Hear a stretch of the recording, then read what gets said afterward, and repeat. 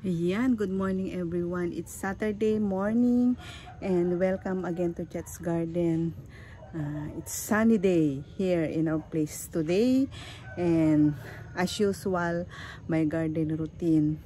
Medyo matagal ko nang hindi nagagawa ito, kaya medyo nag-check ako sa aking mga plants, especially yung ating calathea, maranta, yon. Kasi yan, nagkakaroon na sila ng mga dried leaves, tsaka yung iba medyo nakulangan na ng lupa ang kanyang mga pot. So, kailangan natin silang ayusin, guys, para naman maganda, mas maganda silang tingnan. At sana samahan nyo ako sa aking paglalakbay.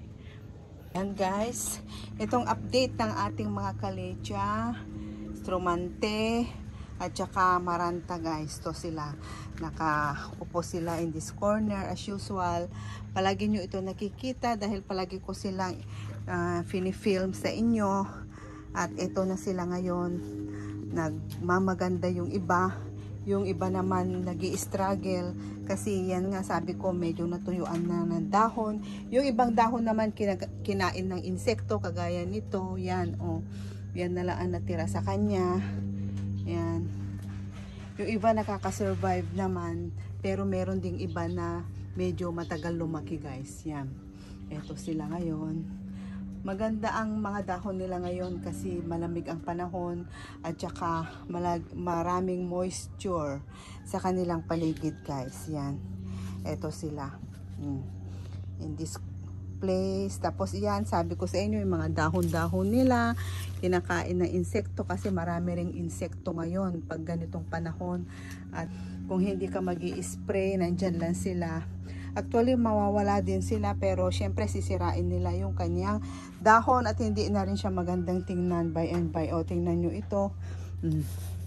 Ang ating white stripe. O, yan, butas-butas na. At hindi ko naman alam kung anong kumakain. Hindi ko natsatsambahan, guys. Pero actually, nagtatribe naman siya. Maganda yung kanyang bagong dahon. Ayan, umuusbong. Yan. Maganda siya. Lumaki. Ang laki-laki na ng dahon. Ito yung sinasabi ko sa inyo, snail. Kinain ng snail o kaya pwede rin caterpillar, guys. Ito. Yan, oh. Inubos na halos. Pero actually, nandyan pa naman yung mga bagong niyang dahon, kaya hindi rin naman ako masyado nagwo-worry. Ganyan lang talaga. Yan. Ito sila. At yung ating isa na maganda din doon sa part na yon. Ito. Yan. Ang ganda rin ito ang ating silver plate. Oh, kumikintab, guys. Meron pa dito sa side na ito. Ito. Ang laki-laki na ito. Pag lumalaki na pala ito, medyo nawawala na yung kanyang stripe. Tingnan nyo. Tapos, itong mga nandito sa baba na dahon, may stripes. Pero habang lumalaki, ang laki-laki na, nawawalan na siya halos ng stripe. Yan. Ganyan na itsura niya. Ewan ko kung anong mali. Baka may mali lang sa location niya. Kaya ganyan. Pwedeng masyadong nainitan, ganon. Ito naman, maganda rin, guys, ito, oh, tingnan niyo. Yan. Ganda ng dahon. Diyan sila halo-halo. Itong ating rattlesnake na haluan na ng yan, oxalis, kaya ganyan. Pero hindi ko tinatanggal kasi maganda rin naman tong oxalis na kasama niya dyan. Namumulaklak naman, baka magtampo pag ginalaw ko. Yan. Nandyan sila. Eto. Yan. Tapos, nandito naman yung iba, guys. To nilagay ko dito sa table kasi nga tatanggalin, ayusin ko, tanggalin ko po itong mga dried leaves. Yan. Para naman maganda siya at para yan, magiging last lalo siya pag dadagdagan ito ng soil. Ito. Ganda nito, guys. So, tingnan nyo. Pink ang kanyang stripe.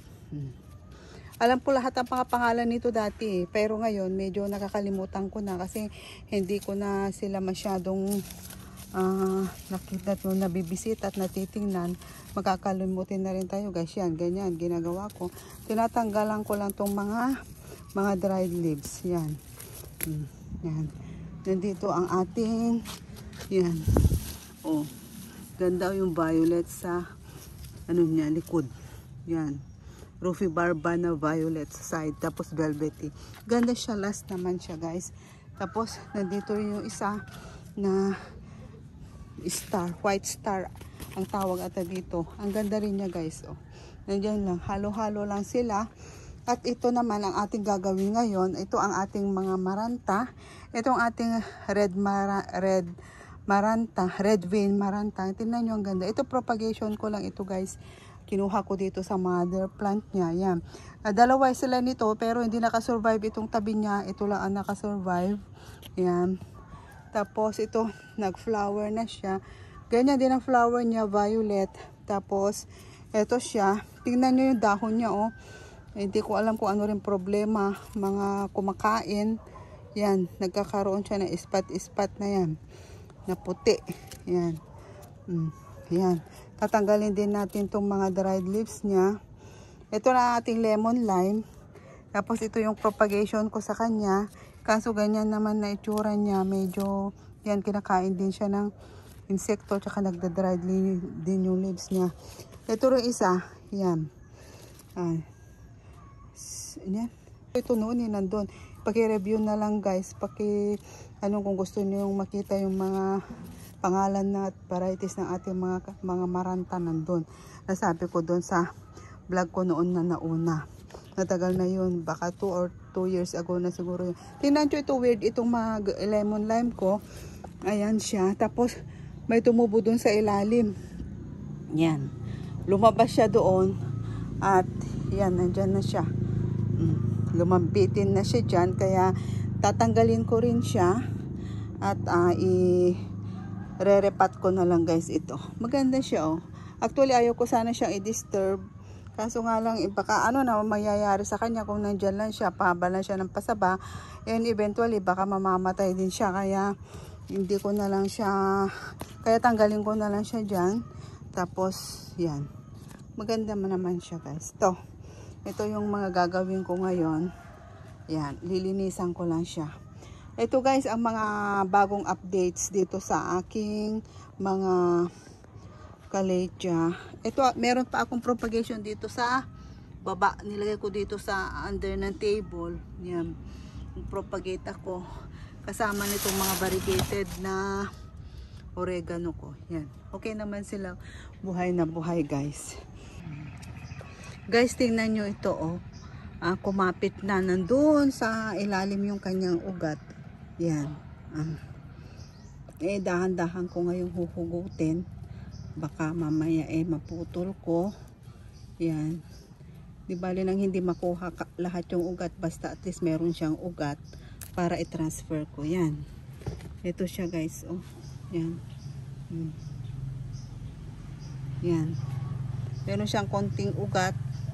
Hopefully hindi naman siya mamatay guys.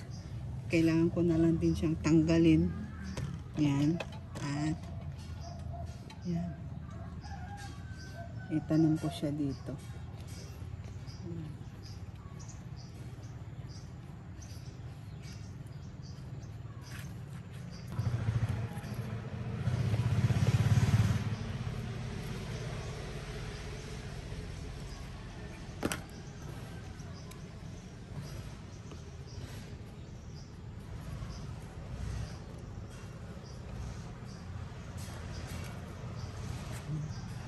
Yan na siya guys. Oh.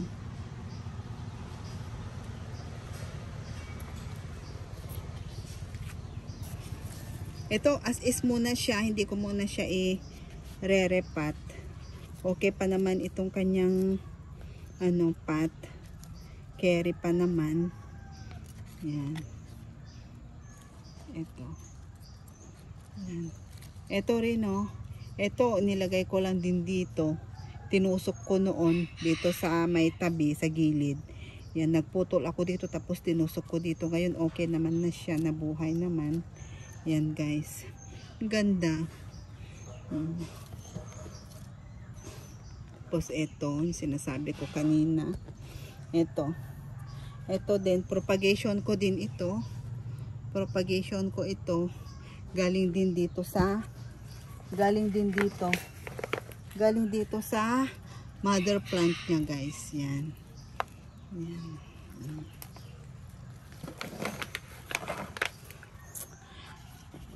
Guys, alam nyo ito, bali anak-anak na rin ito eh.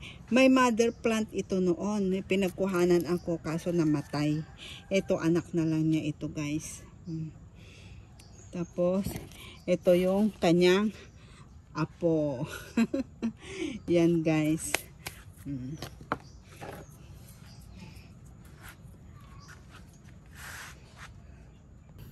Yan na lang muna for today guys. Yung iba ay re-replant ko na lang mamaya o kaya bukas kasi medyo mainit na guys ngayon at tanghali na yan. Thank you for watching. Sana hindi kayo magsasawa sa akin. Happy and healthy planting to us all guys. Sana okay lang kayo at yung mga plants ninyo. Ingat guys. God bless.